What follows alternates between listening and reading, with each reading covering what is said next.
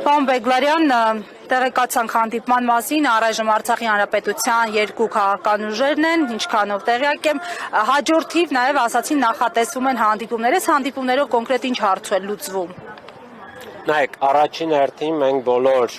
եւ արցախյան եւ հայաստանյան հասարակական ու քաղաքական ուժերի հետ քննարկում ենք այն պահանջների շրջանակը, որը խորհուրդը հրապարակել է հանրահավաքի մասնակիցների անունից եւ քննարկում ենք, թե ինչպես կարող ենք համագործակցել գործնական առումով, որպեսզի այս պահանջների կյանքի կոչման ուղղությամբ գործնական քայլեր ունենանք։ Դա կլինի հանրային ակցիաներ կամ կլինեն քննարկումներ հրապարակային կամ ոչ հրապարակային, կլինեն մասնագիտական խորհրդատվություններ կամ այլ տիպի ծրագրեր, որոնք ավելի երկարաժամկետ կարող ենք իրագործել բոլոր հնարավոր ուժերի հետ։ Բայց մեզ համար նաև խորհրդանշական առումով կարևոր է, որ կա լայն համախմբում եւ այդ գործընթացն է առկա եւ արցախյան եւ հայաստանյան եւ սփյուռքյան կազմակերպությունների եւ ուժերի հետ, նրանք, որոնք կիսում են այս պահանջները,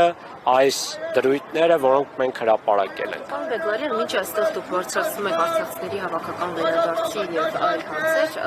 արտգործնախարարությունը նշում է, որ հայ-ադրբեջանական հարաբերությունների օրակարգում Արցախի հարցը ներառված չէ։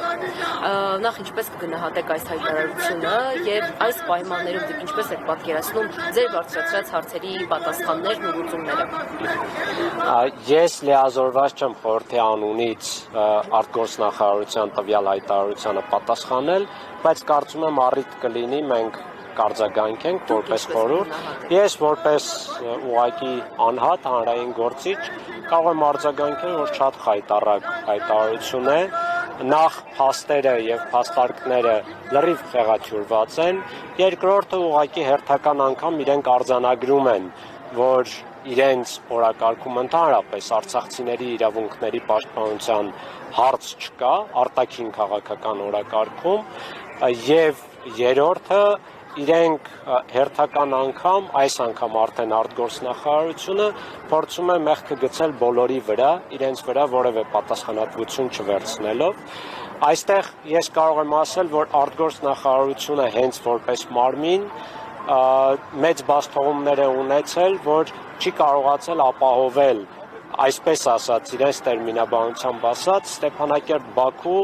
երկխոսությունը միջազգային մեխանիզմներով։ Եվ ասեմ, որ այդ հանդիպումները առաջինը Սոֆիայի մասով տեղի չի ունեցել 23 թվականի հունիսին, քանի որ միջազգային մեխանիզմ չկար, Ադրբեջանը պնդում էր երկկողմ հանդիպում, Հայաստանի Հանրապետությունը որևէ կերպ չի պնդել եւ չի աջակցել միջազգային մեխանիզմին, այնինչ իրենք էին դա հայտարարում, հիշում եք Միշելի գլխավորությամբ, տարբեր այլ ձևաչափերով եւ այլն։ Եվ մենք պահանջում էինք, որ պետք է լինի միջնորդների մասնակցությամբ միջազգային երաշխավորմամբ։ Երկրորդը, որը պետք է տեղի ունենար օգոստոսի 1-ին Բրատիսլավայում, մենք համաձայնվեցինք արցախյան կողմը նույնիսկ երկկողմ հանդիպմանը առանց միջազգային մեխանիզմի, ադրբեջանական կողմը հուլիսի 29-ին առևանգեց Վագիվ Խաչատրյանին Կարմիր խաչի մեքենայից, որպեսզի վիժեցնի բանակցությունները, նույնիսկ դրանից հետո մենք պատրաստ էինք գնալ հանդիպման եւ արցախյան կողմի ներկայացուցիչները մինչև հուլիսի 31-ը սպասում էին թռիչքին, տոմսերը գնաց։ Հուլիսի 31-ին ադրբեջանական կողմը չեղարկեց հանդիպումը առանց որևէ պատճառի։ Եվ այսքանը իմանալով Հայաստանի արտգործնախարարությունը ուղղակի գցում է արցախյան կողմի վրա։ Եվ հաջորդը լուծարման ճակերտավոր հրամանագիրն է, որը իրեն գիտեն, որ հակասահմանադրական է, Շահրամանյանը անձամբ հայտարարել է, որ հակասահմանադրական է եւ այսքանը նույնիսկ հաշվի չառնելով դեկտեմբերին էլ մեկ այլ հրամանագիր ստորագրել է եւ ուղարկել Հայաստանի իշխանություններին, չեղարկելով այն նախորդ հակասահմանադրական հրամանագիրը։ Եվ իրենք ստացել են սա։ Հիմա եթե իրենք ճակերտավոր կախվում են այս հրամանագրից, ինչու մյուսը հաշվի չեն առնում։ Եվ վերջինը, չունենալով նույնիսկ եթե չենք դիտարկում, որ այս հրամանագիրը հակասահմանադրական է եւ այլն, չունենալով Արցախի հանրապետություն չի նշանակում, որ չկա Արցախի ժողովուրդ։ Կա Արցախի ժողովուրդ եւ կան Արցախի ժողովրդի հրատապ իրավունքներ ու կարիքներ։ Ինչպես են իրենք այս հարցը փակում, երբ ժողովուրդը առկա է եւ իրենց պատասխանատվության տիրույթում է ամբողջապես գտնվում Արցախի ժողովուրդը եւ հենց իրենց ձախողումների ու սխալների հետևանքով է Արցախի ժողովուրդը տեղահանվել եւ հիմա գտնվում Հայաստանի Հանրապետությունում։ Այսքանը։ Պարոն Բեգլարյան, նաև տեսնում ենք, որ արցախցիները այս վերջին շրջանում ակտիվացել են բավականին, նստացույցեր իրականացնում, հանրահավաք են իրականացնում, որը շատ հնարավոր է հետագայում վերաճվի նոր արցախյան շարժման, բայց տեսեք, մենք նոր արցախյան շարժում ենք ուզում սկսել, բայց սրան զուգահեռ տեսնում ենք, որ ամենաբարձր ամբիոնից հայտարարվում է, որ արցախյան շարժումը 1988 թվականին տեղի ունեցած շարժումը այլևս փակ է եւ հնարավոր չէ վերադառնալ այդ նույն գաղափարին։ Ձեր մեկնաբանությունը, ձեր գնահատականը խնդրեմ։ Իրականում Արցախյան շարժումը որևէ մեկը չի կարող փակել, այդ թվում Նիկոլ Փաշինյանը, որքան էլ ազդեցիկ պաշտոնում լինի, Արցախյան շարժման առաջին հենց շահառուն եւ սուբյեկտը Արցախի ժողովուրդն է։ Եվ Արցախի ժողովուրդը քանի կա, քանի Արցախի ժողովրդի հավաքական իրավունքների պաշտպանության եւ իրացման հարց կա, այնքան ժամանակ առկա է Արցախյան շարժումը։ Իհարկե խիստ անցանկալի ու դատապարտելի է, որ Հայաստանի Հանրապետության իշխանությունները բոլոր միջոցները տեղեկատվական, վարչական, քաղաքական, իրավական կիրառում են Արցախյան հարցը փակելու համար։ Այդ թվում միջազգային գանգատներից հրաժարվելով, վերադարձի իրավունքը որպես սպառնալիք ներկայացնելով, որևէ քայլեր չկատարելով, Ադրբեջանի հետ բանակցություններ չիրականացնելով եւ այլն եւ այլն։ Բայց ես համարում եմ, որ հայ ժողովուրդը որպես գլխավոր սուբյեկտ հայ ժողովուրդը կարող է ցույց տալ, որ Արցախյան շարժումը շարունակվում է եւ մենք ակնկալում ենք բոլորս,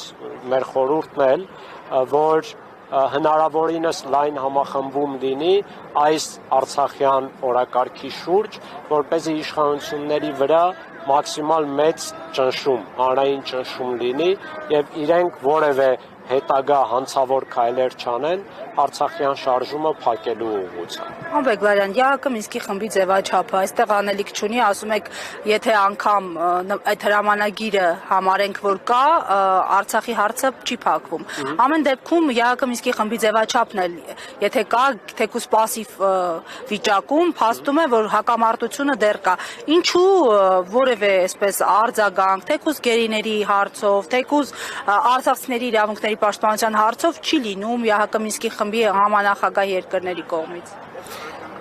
Նայեք, չի լինում, քանի որ Հայաստանի Հանրապետության իշխանությունները ցանկանում են փակել Արցախի հարցը, շատ հստակ է։ Իհարկե, իրենք էլ իրենց նաև շահերը ունեն աշխարհաքաղաքական, բայց առաջնահերթ պատճառը սա է։ Ես անձամբ, երբ հանդիպում եմ տարբեր դիվանագետների հետ, այդ թվում 23 թվականի տեղահանումից հետո, երբ տարբեր պահանջներ, ակնկալիքներ ու փաստարկներ եմ ներկայացնում, իրենց գլխավոր հակափաստարկն այն է, որ Հայաստանի իշխանությունները մեզ այդ հարցով չեն դիմել, եւ մենք ունենք երկկողմ ձևաչափ կամ բազմակողմ ձևաչափ, որի շրջանակներում ունենք օրակարգային հարցեր։ Եվ Հայաստանի իշխանությունները ուղիղ կերպով ասում են, որ Արցախի վերաբերող հարցերը, այդ թվում վերադարձի հարցը, մեր օրակարգի մեջ ներառված չէ։ Հետևաբար, եթե Հայաստանի իշխանությունները չեն դիմում, չեն պահանջում, ընդ որում լեգիտիմ կերպով, լեգալ կերպով, որ մեր հարցերը բարձրացվեն եւ գործուն քայլեր կատարվեն այդ ուղղությամբ, բնականաբար ԵԱՀԿ Մինսկի խմբի համանախագահները կլինեն, թե այլ գործընկեր երկրներ, իրենք չեն կատարելու իրենց պարտականությունները եւ Մինսկի խմբի համանախագահությամբ պայմանավորված եւ ի դեպ նաեւ աշխարհի բարձրագույն դատական ատյանի ՄԱԿ-ի արդարադատության միջազգային դատարանի որոշումներով պայմանավորված, որոնք պարտադիր կատարման ենթակա են եւ որոնք ի դեպ ընդունվել են Հայաստանի հայցերի հիման վրա։ Այսինքն Հայաստանը նույնիսկ այս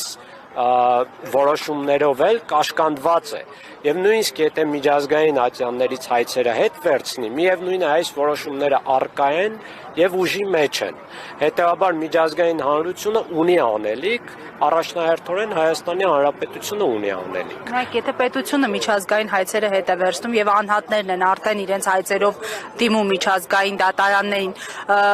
դա համարժեք իրավիճակ է լինում, այսինքն նույն կերպ է ընկալվում միջազգային դատարանների կողմից, հանրության կողմից, թե պետության կողմից հնչեցված բարձրաձայնված գանգատներն առավել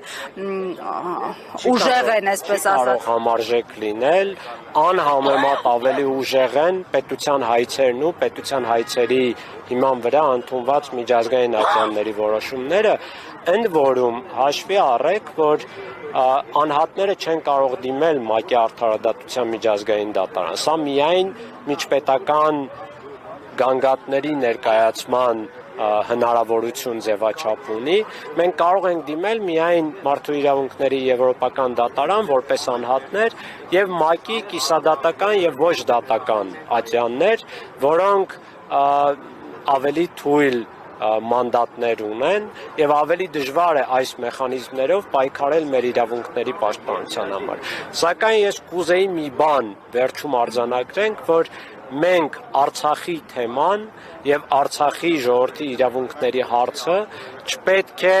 ամբողջապես կախվածության մեջ դնենք Հայաստանի Հանրապետության պետական եւ իշխանական դիրքորոշումներից ու գործողություններից, որովհետեւ հստակ է, որ այս իշխանությունները առավելագույնը անելու են, որ եւ հիմա եւ ապագայում հնարավորինս փակեն Արցախի հարցը։ Եվ իրենք ինչ էլ անեն, մենք պետք է ուղղակի ցույց տանք, որ Արցախի ժողովրդի իրավունքները առկա են եւ շատ ավելի հրատապ են դառնում այդ իրավունքների պաշտպանության հարցերը։ Եվ Արցախի ժողովուրդը քանի կա եւ քանի կան տարբեր ձևաչափեր, արցախյան պետական ինստիտուտներ, հասարակական կազմակերպություններ կամ կոալիցիաներ կազմակերպությունների կամ քաղաքական ուժեր, որոնք պայքարում են մեր իրավունքների համար, այդքան ժամանակ Արցախի օրակարգը բաց է մնալու, մինչեւ Ես անկեղծորեն ասեմ չեմ հավատում, որ ներկայ իշխանությունները այն դիրքորոշումները կունենան, որոնք գոնե ես պատկերացնում եմ եւ դրա համար ես համարում եմ, որ մենք պետք է ուղղակի բարենպաստ պայմաններ ունենանք եւ կրակը վառպահենք, մինչեւ նոր իշխանություններ լինեն եւ նոր դիրքորոշումներ լինեն Հայաստանի Հանրապետությունում։ Սա իմ անձնական դիրքորոշումն է։ Այսինքն հնարավոր համարում եք այլ աշխարհակաղակական իրավիճակում, այլ իշխանությունների պարագայում հայկական Արցախի էջը վերաբացվի։ Այո, հնարավոր համարում եմ եւ դա կախված է մեզնից։ Որքան մենք եւ արցախցիները եւ ամբողջ հայ ժողովուրդը մեր պայքարը շարունակենք, բոլոր հնարավոր քաղաքական, իրավական, տեղեկատվական ձևերով այս թեման տակ պահենք, հնարավորինս հետամուտ լինենք մեր իրավունքների պաշտպանությանը, նախ այնքան այս իշխանությունները ավելի դժվար կփակեն Արցախյան օրակարգը, բ այնքան ավելի հնարավոր կլինի բարենպաստ միջավայրում եւ աշխարհակաղակական եւ ներքաղաքական ավելի լուրջ հաջողությունների հասնել, այդ թվում հասնել մեր հավաքական վերադարձին։ Շնորհակալություն, պարոն։ Ձեզ նույնպես։